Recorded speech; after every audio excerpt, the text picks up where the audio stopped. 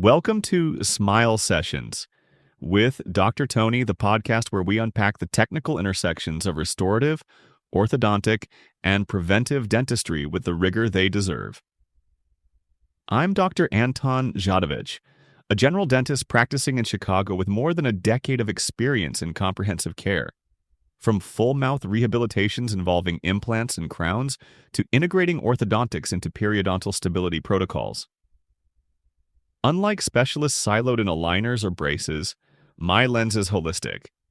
How does tooth movement influence occlusion, TMJ function, and long-term restorative success? Today, we're dissecting the history of Invisalign, not as an isolated gimmick, but as a tool that's evolved to complement broader treatment modalities. We'll timeline its development, trace biomechanical advancements, examine workflow shifts for clinicians like us handling mixed cases, dissect patient-centric changes in affordability and outcomes, and probe the competitive upheavals sparked by patent dynamics and internal rifts. If you're a generalist juggling ortho within prosthodontic frameworks or a patient navigating multidisciplinary plans, this episode will equip you with contextual depth. Let's align our thoughts. In my practice, Invisalign isn't standalone. It's often sequenced with crown preps or implant placements, where pre-ortho alignment optimizes abutment angulation and reduces occlusal interferences. This episode will connect those dots. The foundational timeline, from algorithmic inception to integrated commercialization. It all traces back to 1995 when Zia Chishti, a computer science student at Stanford, fresh from his own orthodontic journey, conceptualized sequential thermoplastic appliances. Drawing on finite element modeling of periodontal ligament strain under controlled forces, typically 0.1 to 0.5 newtons for optimal bone remodeling, Chishti envisioned digitizing tooth trajectories to fabricate aligners via stereolithography. This wasn't mere aesthetics. It addressed friction losses inherent in fixed appliances, where bracket wire interfaces can spike forces beyond 1 newton, risking enamel demineralization or root resorption. By 1997, Chishti collaborates with Kelsey Wirth and software engineers Apostolos Larios and Brian Freiberger to found Align Technology in California. Their early prototypes involved CAD algorithms, simulating vector forces for rotations up to 10 degrees. But initial limitations in material viscoelasticity meant poor control over extrusions and anterior open bites. A challenge I'd encounter in comprehensive cases blending ortho with veneer preps. FDA clearance hits in 1998 for Class II devices targeting mild to moderate malocclusions, but full launch waits until 2000, backed by aggressive marketing that positioned Invisalign as a lifestyle enhancer for adults. By 2001, Align's IPO raises $130 million, funding expansions into hybrid treatments. Think aligning teeth pre-implant for better osseointegration angles. From a generalist's view, this era shifted diagnostics. We moved from analog alginate impressions, prone to 0.2 millimeter distortions, to digital scans, enabling virtual articulators that predict post-ortho-occlusal stability, crucial when planning overlays or bridges. For patients, removability cut hygiene barriers, dropping plaque indices by 40% in studies, synergizing with perioscaling and comprehensive protocols. These roots fed into tech evolutions, where aligners became adjuncts in full-arch rehabs, not just isolated corrections. Early adopters like me probably eyed those first aligners skeptically, wondering if they'd hold up better than a patient's promise to floss. Turns out, with refinements, they do. Technological evolution, biomechanical enhancements, and multidisciplinary integration. Invisalign's progression mirrors dentistry's digital pivot, refining force delivery for integration with restorative and surgical workflows. Initial aligners used rigid PETG, yielding under masticatory loads up to 200 newtons in molars, leading to unpredictable bodily movements in extraction spaces where distalization demands precise torque.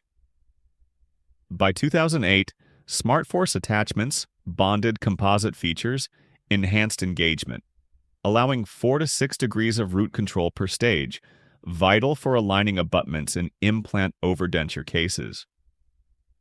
Pivotal shift, 2013's Smart Track material, with its layered polyurethane, elastic modulus approximately 2.3 gigapascals, sustained lighter, constant forces, slashing refinement needs from 35% to 12% in complex setups.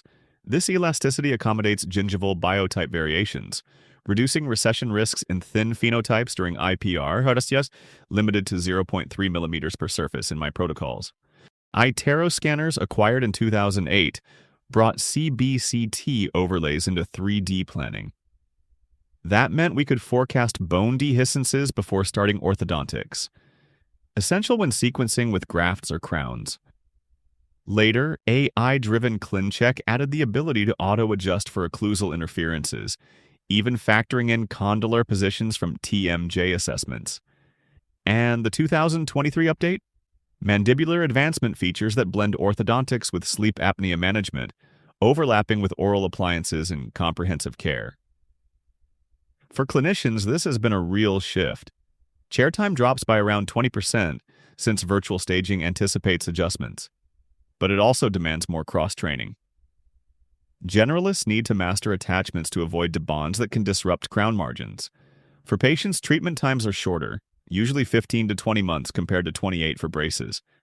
And peak forces are lower, so compliance improves even in period-compromised cases. Invisalign Teen, launched back in 2008, added wear indicators, tying into adolescent treatment plans, where orthodontics often comes before sealants or composites. All these innovations connect back to the original digital foundation.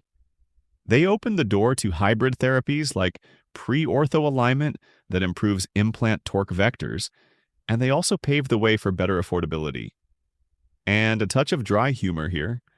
Mastering ClinCheck can feel like debugging code in a high-stakes simulator.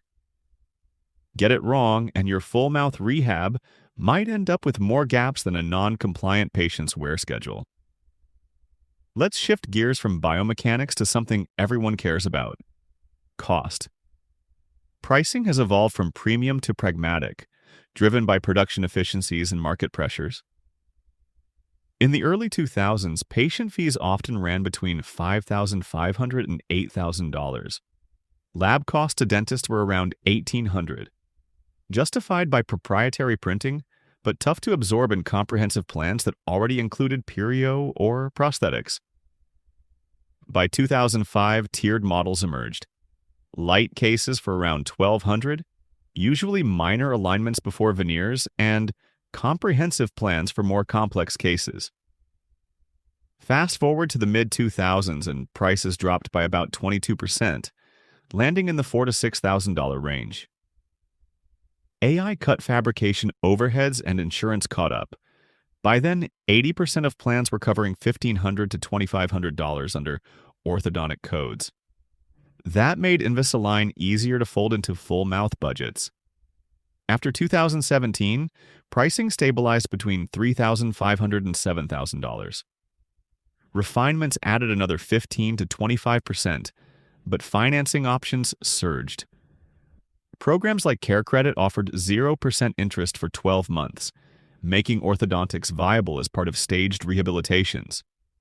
For generalists, margins got slimmer, but volume increased. Bundling with crowns like post-ortho EMAX helped offset costs through economies of scale. For patients, lower barriers meant orthodontics became part of preventive frameworks, reducing the long-term need for bridges or other major restorations. The trend is clear. Technology drove cost reductions, and competition pushed Invisalign from a luxury add-on to a standard cog in comprehensive care. Watching those fees drop is like seeing a lab bill after bulk ordering, relieving, but you still double-check for hidden refinement charges. The rise of competition. Of course, no innovation lives in a vacuum. Once patents expired, the marketplace shifted fast. Align Technology had built a fortress of over 500 patents. One of the most important, U.S. Patent 6,217,325 on digital sequencing, expired in 2017. Between 2017 and 2019, core aligner patents lapsed, and a flood of competitors entered the field. ClearCorrect had been around since 2006, offering laser-trimmed aligners at lower cost, though legal battles with Align slowed them down. Smile Direct Club disrupted the market in 2014, with direct-to-consumer models appealing to convenience but often leaving Perios-integrated care gaps. After 2017, the boom was on. Bite added vibration accelerants claiming 20% faster movement. Spark used TrueGen material for better stain resistance during long-term wear. Candid leaned on hybrid remote monitoring, while 3M's Clarity aligners targeted heavy-duty corrections with polycarbonate. The technologies diverged. Some competitors leaned on AI for remote IPR guidance. Others hybridized with lingual wires for complex torque management. For generalists, this meant tailoring choices. Spark might be better for rotations and crown prep alignments. Bite could be useful as an adjunct for implant spacing, but every option requires vetting for predictability in multidisciplinary cases. Budget models, often between $1,500 and $3,000, expanded access, but unsupervised options raised relapse rates, as high as 18% without proper perio checks. The bottom line, patent expirations and competition enriched the toolbox, but they also demanded more discernment. Internal conflicts and market dynamics. And it wasn't just external competition. Inside Align, there was drama too. In the early 2000s, financial strains led to leadership clashes. Zia Chishti, one of the original founders, was ousted as CEO in 2002. Kelsey Worth left soon after. The tension was essentially about R&D investment versus profitability. New leadership under Thomas Prescott shifted focus toward clinician tools, which ultimately helped generalist adoption. But Chishti wasn't done. He launched OrthoClear in 2005, undercutting Invisalign's costs with offshore production. Align responded with lawsuits, and by 2006, OrthoClear was forced to shut down, transferring IP back to Align in a $20 million settlement. That strengthened Align's position, but it also exposed their vulnerabilities. More recently, in 2024, Align announced layoffs of over 700 positions, signaling saturation and new challenges in the market. For practices, that highlights an important lesson. Vendor stability matters. Disruptions upstream can ripple into sequenced treatment plans. Wrapping it all together.